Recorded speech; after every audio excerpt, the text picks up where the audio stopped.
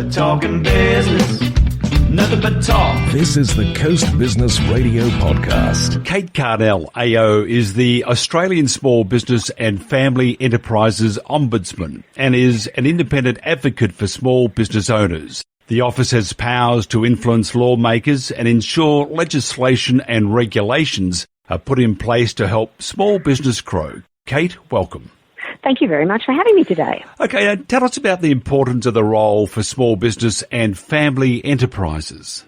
My role was set up just over 4 years ago by a piece of legislation at federal government level, and it was lobbied for by the then small business minister, who believed it was really important to have an independent statutory voice for small businesses and family enterprises in the federal arena. And so the legislation, which means that I'm appointed by the Governor-General, I don't actually report to the government of the day as such, so we don't work for the government. I always say I work for small business, small business is my boss, but we've got a piece of legislation that we have to comply with. The legislation gives us two roles. One is an advocacy role, as you said, to ensure that regulation, legislation and policy is as small business friendly as possible. It gives us the capacity to do inquiries into things that are a problem for small business, things like payment times. We've done some work in that space. There are issues with bank contracts. We just recently finished a piece of work on supply chain financing, and we're doing some work on the laws around liquidation and how small business friendly they are. It's that sort of work that where there is issues that are really a problem for small businesses.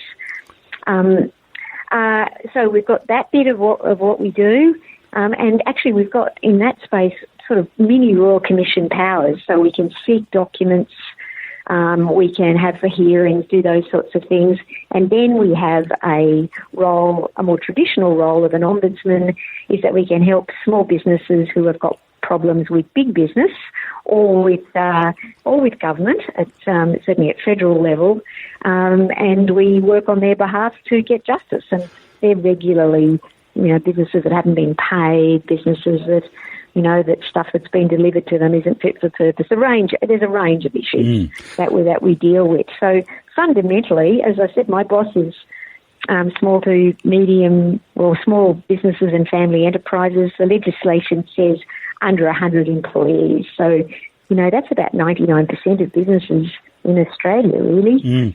And I've got a small team in Canberra, a bit in Sydney, and we work very closely with industry associations, people who represent small businesses, and try to get a better deal for them. I'm sort of picturing you at the moment, a bit like Joan of Arc, but Kate of Arc. Is that something like that anyway? That could be true. Because small business... It's a bit like that at the moment, I'd have to tell you. Well, it's a horrid time. Small business is the engine room of the economy, as you say. Do you think they're appreciated enough by government, whether it's federal, state or local? Look, I think they're becoming much more appreciated.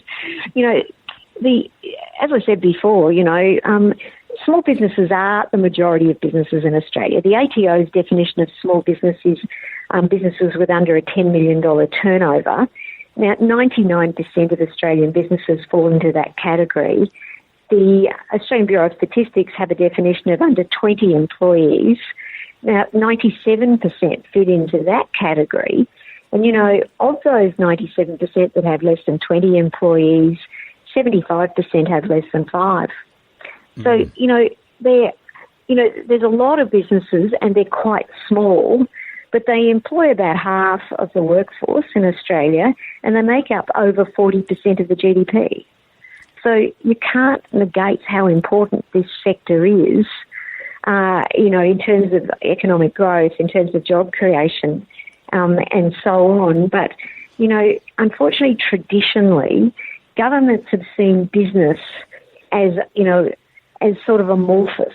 So legislation regularly doesn't talk about different sizes of business. It just has, liquidation rules are just for business.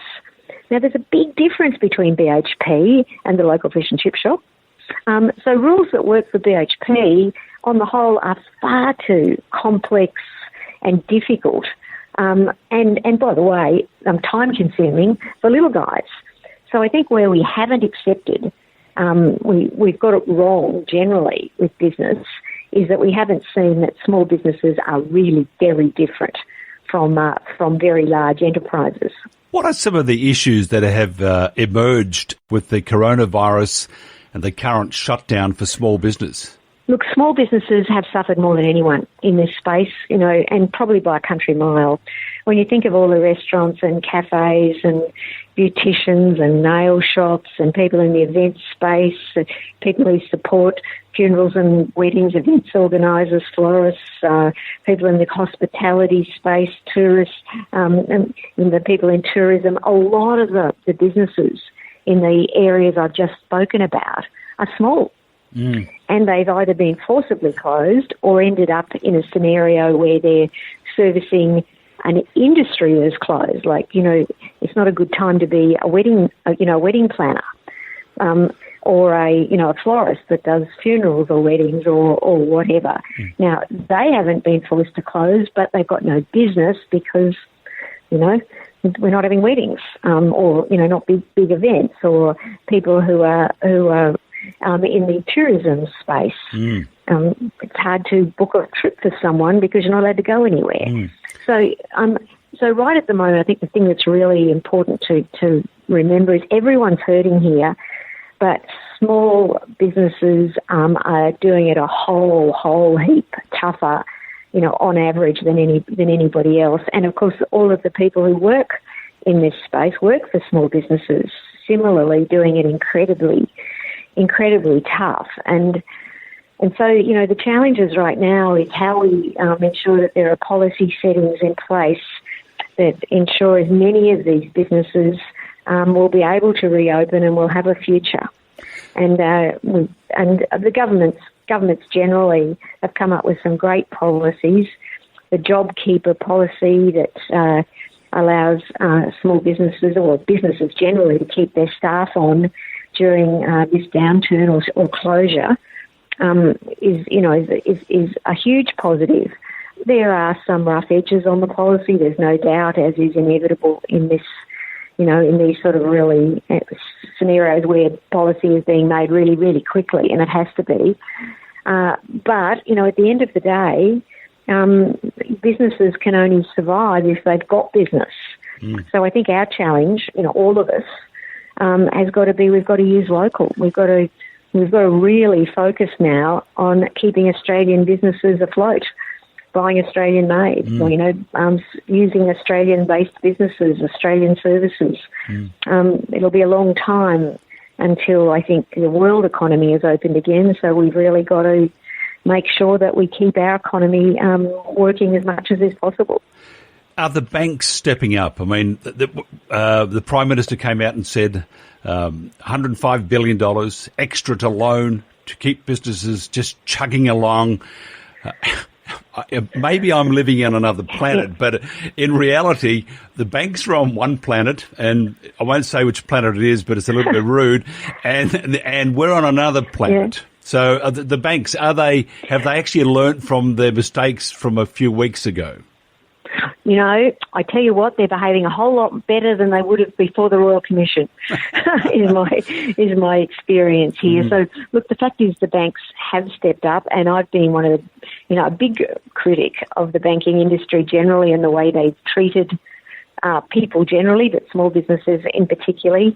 But, they are giving their customers, whether they be individuals or small businesses, a capacity to push their loans, forward by 6 months or so not make any payments. They're not foreclosing, on loans generally because people have, lost their, or don't have any business or have lost their jobs. So, they're doing a lot. They've been part of a range of government schemes, something called the SME guarantee loans, which are cash flow loans for small businesses to help them get through the next 6 months. Plus, the federal government is underwriting those loans for 50%. so the interest rate can be significantly lower. Look, there's some really good things happening in this space, and for people who are struggling a bit, if they haven't spoken to their bank, they should, and explain their situation. And it is my experience that mostly banks are really coming to the table. And by the way, if they don't, ring my office and we'll go and bash them up for you. Franchising, okay, that's an important part of business. It's a huge industry around the world. It always gets whacked around the head for some reason or another. The franchising problems, are they less now than they used to be? Probably right at this moment. No, there's a lot of franchisees that are really hurting, as you can imagine. If you think about all of the franchises that are in food courts in major shopping centres, and the food courts are closed. Or you can't sit down, you can only get takeaway. I can't quite work out why you go to a food court for takeaway, particularly. Mind you, there are delivery services and so on that are still using those. So there's a range of franchisees that are really, really, really hurting. And, of course, there's a chunk of them that aren't, that are in the takeaway food game or in the delivery space or whatever, that are doing very nicely at the moment, of course. So it's a mixed bag. But I'd have to say that generally the franchisors are behaving generally better than, again, before the major inquiries that we've had into franchising. I think there was some franchisors that their behaviour was totally unacceptable.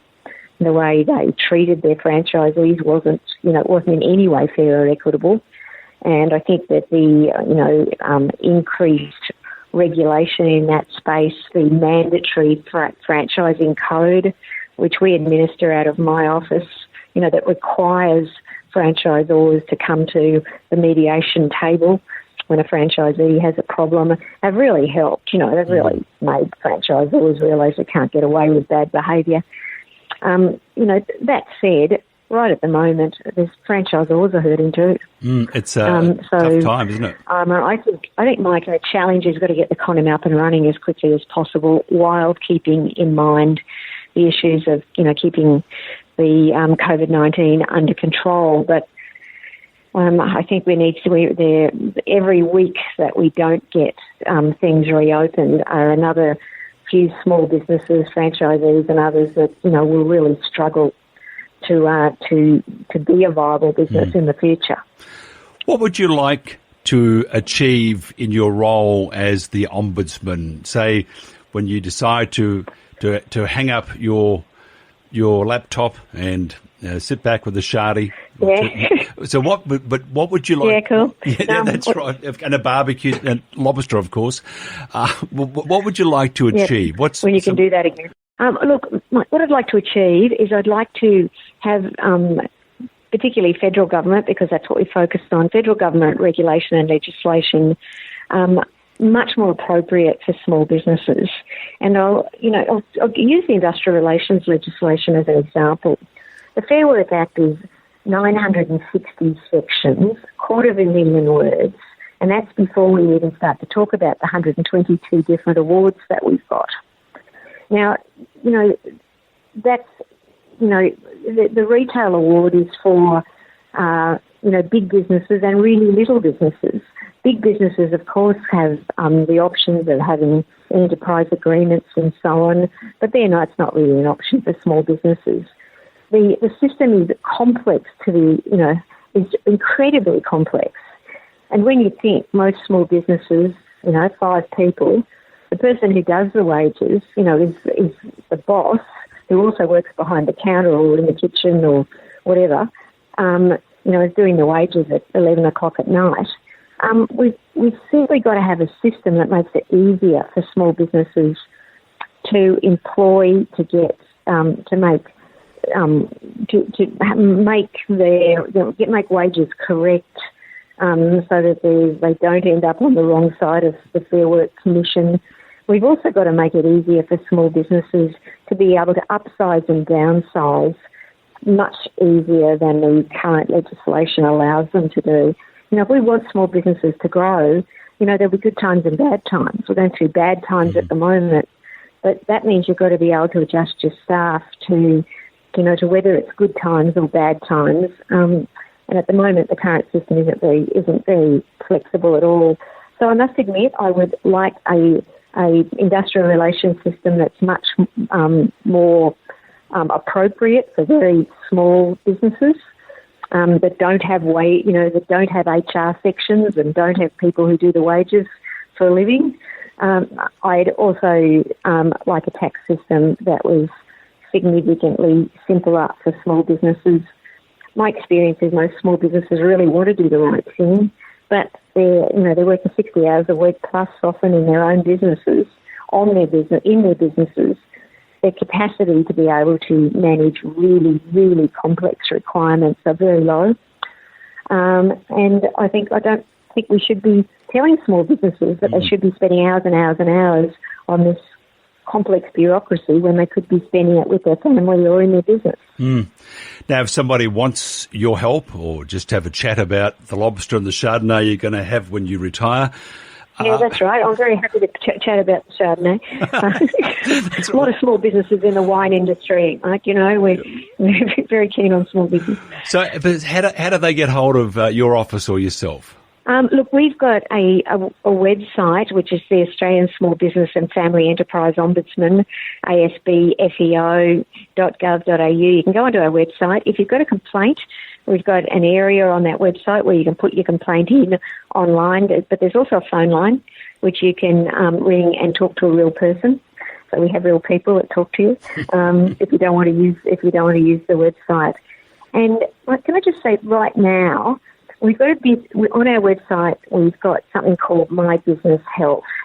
And what My Business Health looks at is how you keep your business healthy during this period of time, this difficult period of time. Talks about cash flow, talks about what's available from federal and state governments. But it also talks about making sure you're looking after yourself. Because, nothing could be more stressful than what's happening at the moment. People are... in small business, I ran my own small businesses for 20 years. Your staff are like your family.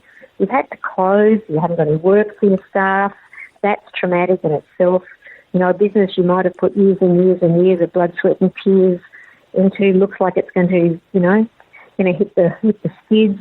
You don't know how that's going to work for your family. I mean, this is really stressful, but it's really important. You've just got to make sure that you look after your own mental health, that of your family, and also work with your staff to come through the other end of this. And so My Business Health looks at your health, small business health, but also your business and your personal health. Let's put it that way. And I think it's really important at this time to focus on both.